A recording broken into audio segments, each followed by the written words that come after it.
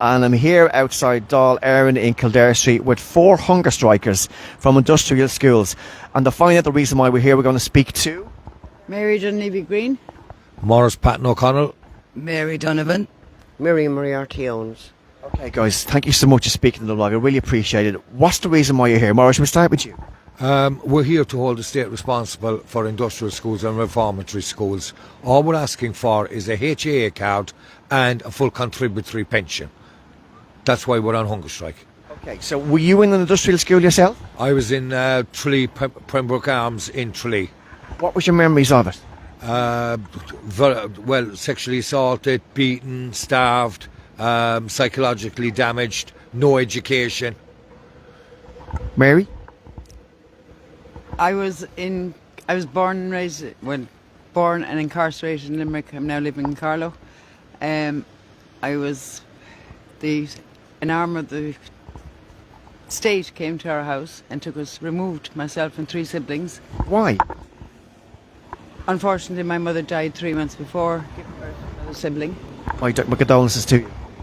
My father was out earning a crust to feed us. My granny was looking after us. But we were taken, 4 of us, forcibly by the state. We were brought to court that same day, and before my father got home from work, we were incarcerated. I in Limerick institution, my 3 siblings in an institution in Cork. So they fragmented our families completely from the moment we entered those courthouses. So they never asked your father's permission, first of all, and they questioned the fact that you were alone and he was out making money for you to survive. Well, he did try on occasions to get us out, and he was told that we were no longer in his care. We were now in the care of the state. How long were you in state care for? 14 years. Oh my God. And what is your memories of that particular time in your life, if you don't mind me asking? From the outset, we were stripped of every human right.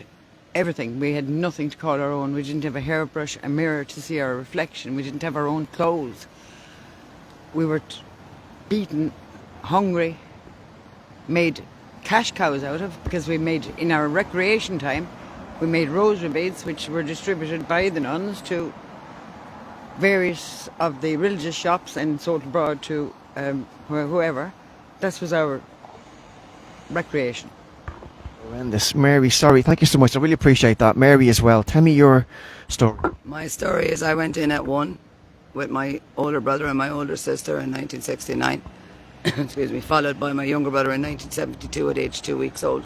And it was because my mother and father were poor, lack of parent guardianship. That's what's on my court order. We're wearing our court orders here. The cruelty man came and took us from our family home, kidnapped us basically, and put us in front of a court the following day in front of Judge O'Donnell, and signed us away until the age of 16. I actually spent 17 and a half years in the institution. What was it like for you? Systemic abuse across the board, physical, psychological, sexual abuse. It was horrific. I was also boarded out to a wealthy family while under the care of the state with no consent from my parents to allow me out there, and I was sexually abused by that man for 6 years, but it was only for school holidays. I was a free nanny, au pair, housekeeper, and then back into the institutionalisation again after the summer holidays and the winter holidays, and it was horrific.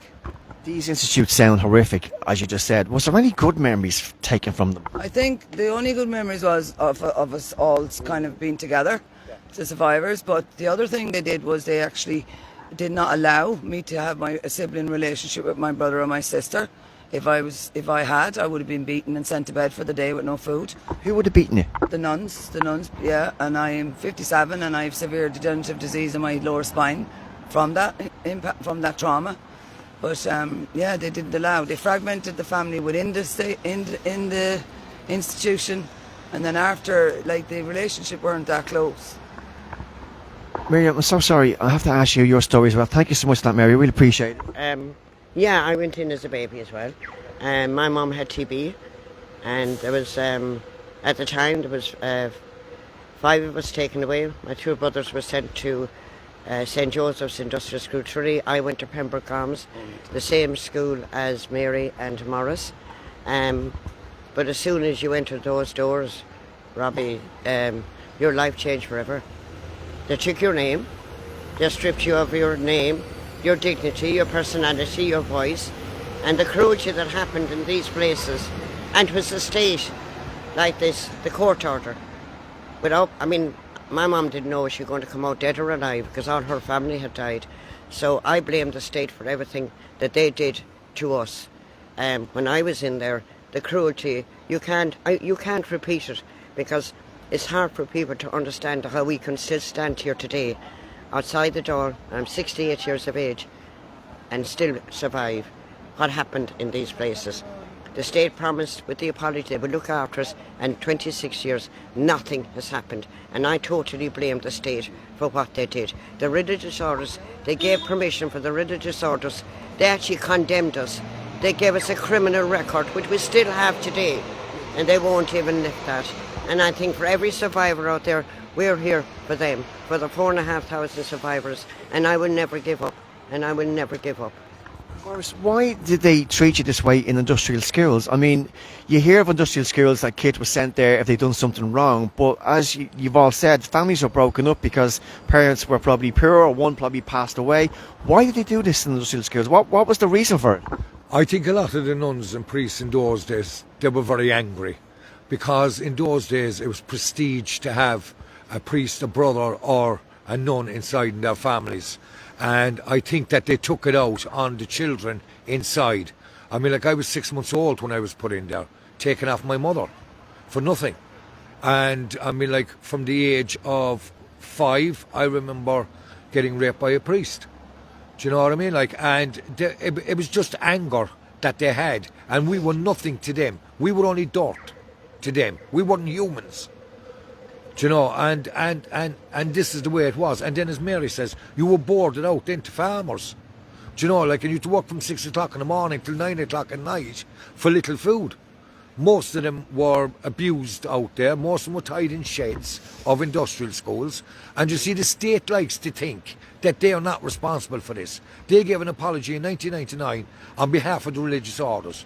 But the state is ultimately responsible because they are the ones that put us in the hands of the religious orders. They kidnapped us from our mothers, put us through court and made us criminals. I mean, the beatings were so severe. We think that the nuns actually liked beating us. Like, it's like a sexual gratification for them. They didn't just give us a slap. They actually leathered us with canes, brushes, straps that were made across the road in the monastery school, where my father was also an industrial school survivor. The straps were actually specifically made over there with coins in them. So it was like, for us, we think they got a gratification out of the beatings that we got, do you know? We were also clinically tried on as well, because every Saturday they used to give us an injection into an arm and a sugar lump in the other hand, and they were all clinical trialed, and the government are trying to deny this.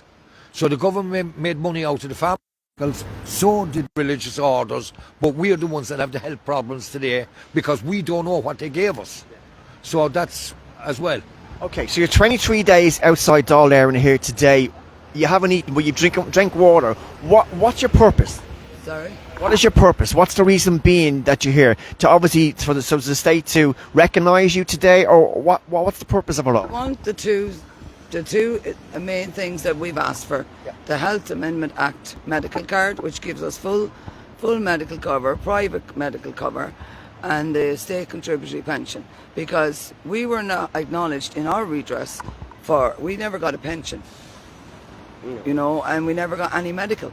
And also, as Mary said, I suffered from tonsillitis for years in that industrial school. I never saw a doctor. They never brought a doctor to the institutions. We were put to bed. Sometimes they forgot that we were up in bed. So, you know, the neglect there. You mentioned that as well about the medical cards too. Inspections, like, it was an arm of the state that stood in front of us in court. We were the defendants in the court case. The ISPCC, the Irish Society for the Prevention of Cruelty to Children. They put us inside those gates and put more cruelty on us than we would ever sustained in the outside with our parents. Now, you know, inspectors never came in to inspect how we were getting on, how we were being treated. We were never asked a question. We couldn't speak. Like, we were in there from such a young age that we were completely brainwashed by the society within that institution. We couldn't even have friends with our people that were in there with us, because we used to scrub, clean, wash, do everything all day, down in a laundry. Could you defend yourself in there? No way, because you get a double beating. I often try to intervene and defend someone smaller than me, and I would get the beating. You know, and I would take the beating for someone younger or less able than I. What age did you get out at? 18, and once they were finished getting a capitation grant for you, the nuns got a capitation grant per head for those institutions. Once they were finished getting the capitation grant for you, you were put outside the door in what you stood. No money. I'd never been outside those walls, never dealt with money, never went into a shop. You were left to your own devices and That was it. find your own way in the world. They never checked on us since. Okay, you've been drinking water, I do believe, over the last 23 days. You haven't, no food whatsoever. No food whatsoever. Nothing. I hope you don't mind me saying this. You do look very tired and look very kind of drained. And And we're sleeping in a tent as well. where are you sleeping? In the park beside the museum in Kildare Street. You We've can been go up and have a sleeping look at out the there tent if you want to. since the first night. So 23 nights tonight and 23 days total, no food at all. Okay, now this has been brought to the attention in the chamber recently by a few politicians, TDs in there. What has the reaction been given to you by politicians within the Dáil? Well, we haven't got great feedback from the Dáil. Michael Cahill from Kerry has been fantastic. We did have a meeting with Helen McAtee, and we over in Boswell's, and Did you buy it? Oh, I was going to say, did you buy you something to eat? But I hope you don't mind me saying that. But you know what I'm trying to say. yeah. But we had a meeting, and we all told our stories. And after 2 hours, I stood up and I said, "What can you offer us?" And she said, "Nothing." Nothing. Nothing was her exact words. And she said it actually came from the top that she was told to offer us nothing. So that's from the Taoiseach. That's from the Taoiseach. And the four of us got up and walked out. Yes, why? And we haven't got any We more. asked her why she held the meeting over there that yes, day, and sorry. she said it was at your request. In other words, she didn't really want to meet us, but it was at our request. But she knew what the Taoiseach was going to say no to you. So, I mean, 2 hours of wasted time. They got notified on the 1st of July that this hunger strike was going to happen. Every TD was sent an email and every senator. So they were well aware that it was going to happen. Has any of the opposition party leaders or politicians come out and spoke to you? Yes, they have. What have they said? Actually, most of them have been supportive. They said they're going in and addressing it on the Dáil floor, but they're getting no feedback from Fianna Fáil and Fine Gael. And they're the ones that hold the power in there, and the Lowryites. Okay, I mean, when you hear about the hunger strike, you think about Belfast, about Bobby Sands' situation up there, you know what I mean? So this is the next kind of level to a point, really. Out of that meeting, when we came out of that meeting that day, and we stood there outside the door, and we were nearly physically sick. I can put my hand. She walked out, and she went into her ministerial car, and I can tell you something. She was the coldest person I ever had to sit next to, outside of the nun that brought us up. Yeah. She was just like a waxwork. She didn't care. And I just can't understand. Listen, that's the reason why we're here today, to try and highlight your cause. So if anybody's looking in, any politician, the Taoiseach, the Taoiseach, anybody, what would you like to say to them? I would like to say to stop telling the media not to interview us. Please let RTE and everybody else that are state run, please let them, because you are asking them not to interview us. And we'd also like to plead with you. Please give us the HAA card as well as the contributory pension. We deserve it because you and the state are responsible for us.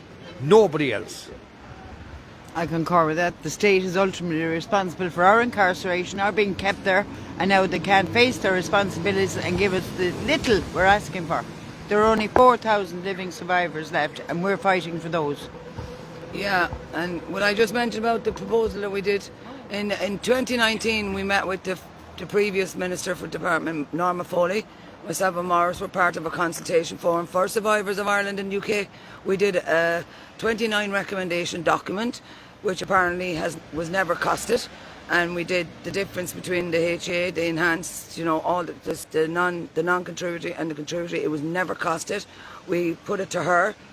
It was never costed by her. If it had been costed by them back then, I don't think we would be standing here now. Yeah.